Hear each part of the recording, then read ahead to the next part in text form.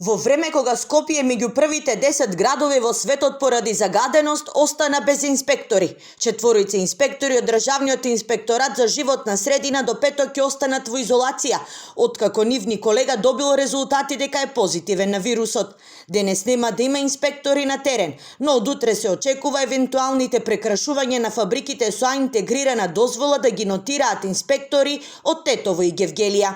Сега фокус за овие 2 дена ќе ни бидат големите, за да можеме да постасаме овој дефицит на луѓе, но во секој случај и малите загадувачи во моментот кога ќе имаме поголем капацитет ќе ги постигнеме на терен, ќе мораме да одиме да ги инспектираме. Поради малиот број на вработени во инспекторатот не можело да се воведе мерката ротација на вработените.